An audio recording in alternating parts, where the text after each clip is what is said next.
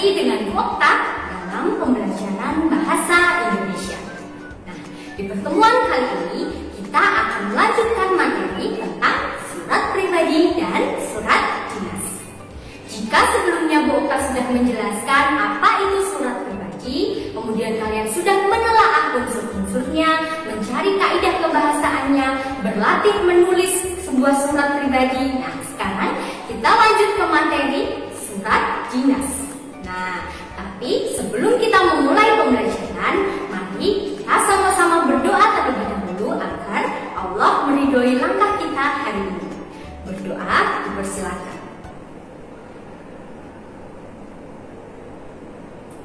Selesai. Semoga dengan kita berdoa, apa yang akan kita pelajari hari ini bisa kita terima dengan mudah dan bisa bermanfaat bagi diri kita dan orang lain. Gitu ya. Nah, Bu Okta juga ingin bertanya dulu, siapa tadi yang belum membaca 15 menit sebelum pembelajaran? Ayo, dibiasakan ya, Bu Okta tidak akan pernah bosan untuk mengingatkan kepada kalian semuanya untuk terbiasa membaca selama 15 menit sebelum pembelajaran. Kalian boleh membaca buku fiksi, boleh membaca buku non-fiksi, apapun. Karena membaca itu pasti memberikan dampak yang baik bagi pikiran kita. Kita ngasih makan rohani kita.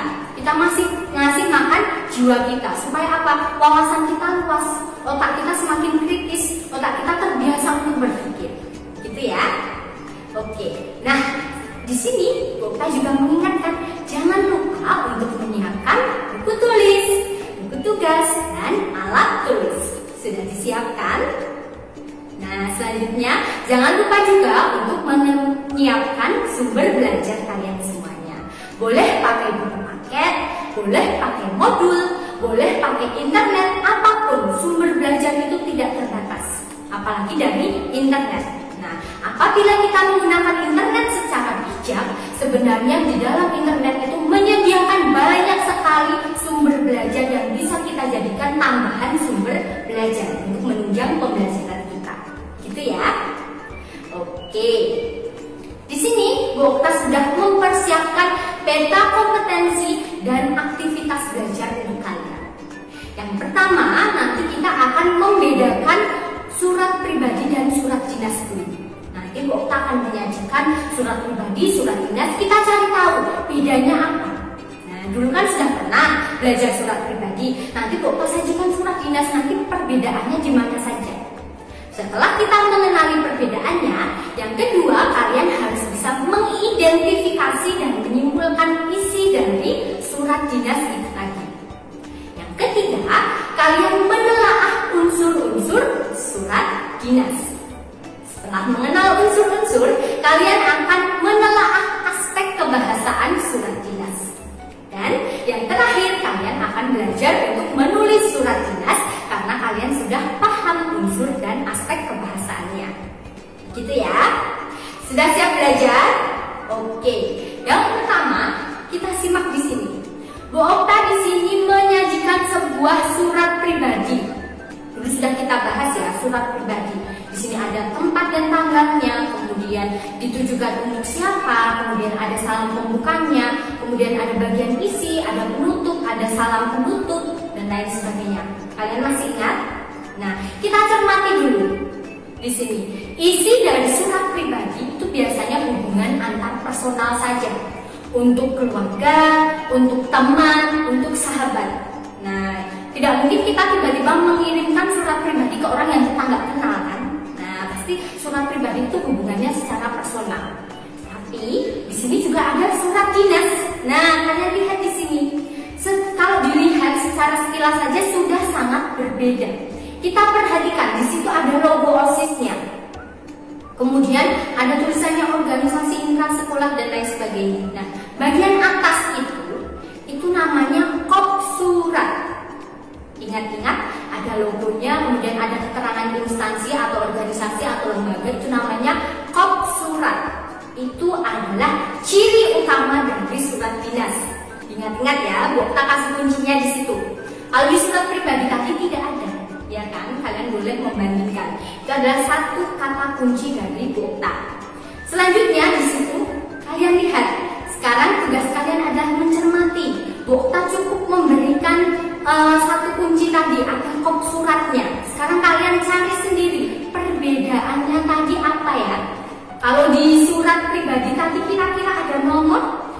lampiran hal itu ada atau tidak?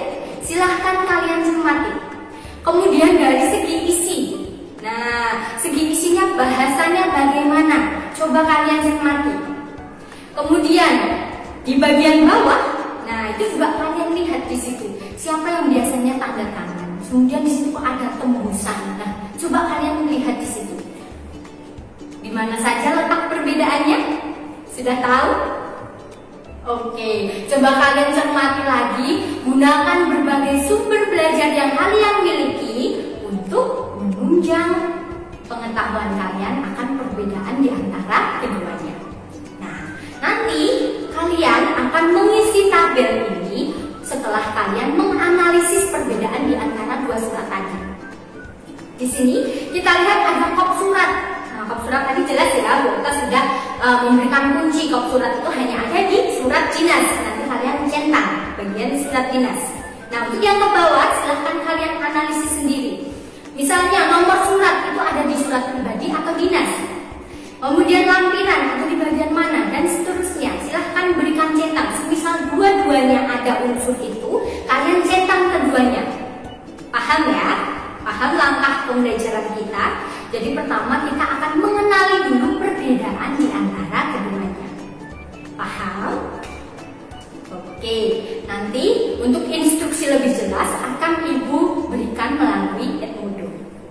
Nah, selanjutnya di sini Bu Okta juga punya contoh surat dinas, tapi ada bagian yang dirumpangkan. Nah, dulu waktu di surat pribadi, Bu Okta juga melakukan hal yang sama. Setelah Bu Okta memberikan contoh, maka contoh selanjutnya adalah ada beberapa bagian yang dirumpangkan, dikosongkan. Artinya nanti setelah kalian menyimak contohnya Ibu harap jangan hanya menyimak yang ada di video ini, tapi simaklah dari berbagai sumber. Kalau sudah menyimak banyak contoh, nanti kalian bisa melihat di sini yang kira-kira bagian rumpang itu nanti diisi kalimat seperti apa. Silahkan kalian baca, kalimat kalian cermati, kira-kira yang dirumpangkan itu nanti isinya apa. Yang dirumpangkan itu ada nomor 2, nomor 5, dan nomor 10. Nah, itu nanti untuk bagian keempat itu lampiran strip, itu artinya tidak ada lampiran, jadi tidak perlu diisi.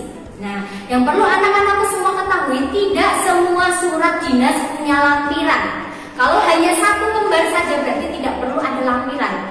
Lampiran itu ada keterangan khusus setelah surat itu. Misalnya, sekolah akan memberikan laporan keuangan di semester ini. Nah, dari surat yang pertama belakangnya kan biasanya tabel keuangannya, berarti nanti ada lampirannya, itu baru kita isi bagian lampirannya. Tapi kalau hanya satu lembar saja tidak perlu. Paham? Nah, nanti untuk mengisi bagian rumpangnya seperti biasa, kalian akan menuliskan kalimat untuk bagian yang rumpang tadi dalam bentuk tabel. Silahkan nanti buat tabel seperti ini. Nanti kalian isi yang kedua, yang kelima, yang ke-10 itu diisi apa. Begitu ya? Paham? Oke, kalau sudah, kalian tadi kan sudah melihat perbedaannya, melihat perbedaan surat pribadi dan dinas, kemudian berlatih untuk mengisi bagian rumpang. Nah, setelah itu kalian pasti bisa menganalisis unsur-unsurnya. Kop surat tadi adalah salah satu unsur dari surat dinas. Nah, selain kop surat tadi ada apa saja? Coba kalian analisis. Apakah analisisnya, nanti saya nggak ngerti, Bu, ini gimana? Gunakan sumber belajar yang kalian miliki. Ayo, yang aktif, yang semangat, yang mandiri, kalian itu punya kemerdekaan belajar, artinya kalian boleh menggunakan sumber belajar apapun. Coba kalian analisis, apa saja unsur dari surat dinas. Ada setidaknya 13 unsur berdasarkan surat yang Bu Okta lampirkan tadi. Coba kamu cari tahu 1 sampai 13 itu ada apa saja. Jadi tadi 1 itu namanya apa, 2 apa, 3 apa gitu ya. Paham? Oke? Nah, nanti kalau kalian sudah mengisi bagian unsur, maka kalian akan mengisi bagian kaidah kebahasaannya. Perbedaan kaidah kebahasaan dari surat dinas dan surat pribadi tentu sangat mencolok. Kalau kalian cermati perbedaannya dari segi bahasa saja pasti sangat berbeda dan itu bisa dirasakan. Nah, nanti kaidah kebahasaan surat dinas itu ada ada 5. Yang pertama ada kata sapaan, kemudian ada kata ganti, ada kata kerja, ada kata baku, dan kalimat efektif. Dulu saat Bu Okta menjelaskan surat pribadi, Bu Okta sudah menjelaskan tentang kata sapaan, kemudian kata kerja, dan kata baku dan tidak baku. Jadi di pertemuan kali ini Ibu tidak akan mengulang penjelasan tentang hal tersebut. Tapi untuk acuan kalian nanti mengisi ini, Bu Okta akan menjelaskan kata ganti dan kalimat efektif. Oke? Karena yang 3 sudah pernah Ibu jelaskan, yang 2 maka karena ini materi baru, Ibu akan memberikan rambu-rambunya. Gitu ya. Nah, di sini Bu Okta sudah mempersiapkan kata ganti. Ini kata ganti itu disebut juga pronomina. Kalau di surat pribadi, Bu Okta hanya memberikan pronomina untuk kata ganti orang, ya kan? Ada kata ganti orang pertama, kedua, ketiga dalam bentuk jamak maupun tunggal. Nah, tapi kalau kata ganti secara umum itu ada macam-macam. Ada kata ganti orang, pemilik, penanya, petunjuk, penghubung, dan kata ganti tak tentu. Untuk contoh-contohnya, kalian bisa membaca di sini. Paham? Nah, itu kalian cermati dulu. Kalau kita sudah paham ya kata ganti itu seperti apa, kita cek di sini. Bu Okta juga punya rambu-rambu untuk kalimat efektif. Jadi kalimat efektif itu adalah kalimat yang berfungsi untuk menyampaikan gagasan, ide, peran atau informasi secara jelas dan tepat, sehingga pembaca mengerti dan memahami maksud dari si penulis. Jadi kalimat efektif itu berarti setelah membaca kalimat itu, dia langsung mengerti maksud yang ditulis oleh si penulis. Nah, ciri utama dari kalimat efektif adalah kalimatnya tidak bertele-tele. Jadi ringkas, singkat, padat, jelas. Tapi bukan berarti yang singkat hanya 3 kata, enggak. Tetap berbentuk kalimat biasa, hanya saja dia itu tidak bertele-tele dan jelas. Nah, ciri kalimat efektif itu ada kesepadanan, kesejajaran, ketegasan, kehematan, kecermatan, kepaduan, dan kelogisan. Ciri lain dari kalimat efektif itu juga tidak ada pengulangan. Nah, pengulangannya itu tidak diulang berkali-kali. Paham ya? Jadi seringkas mungkin bagaimana cara si penulis menuliskan kalimat secara jelas, terperinci, ringkas, tapi si pembaca itu langsung paham si penulis itu menuliskan apa. Oke? Nah, itu tadi adalah bekal bagi kalian untuk nanti menganalisis kaidah kebahasaan di dalam teks surat dinas. Nah, untuk instruksi penugasan, kemudian nanti dikirim kemana atau nanti tenggat waktunya sampai tanggal berapa dan lain-lain akan Ibu tulis di Edmodo seperti biasa. Nanti Ibu buatkan file seperti biasa. Jika ada pertanyaan juga, silahkan kalian kirimkan ke Edmodo. Nanti kalian tuliskan ke bagian Edmodo Bahasa Indonesia. Paham? Oke, demikian yang dapat Bu Okta sampaikan. Kurang lebihnya Bu Okta mohon maaf. Terima kasih, selamat belajar dan jadilah generasi anti magang. Wassalamualaikum warahmatullahi wabarakatuh.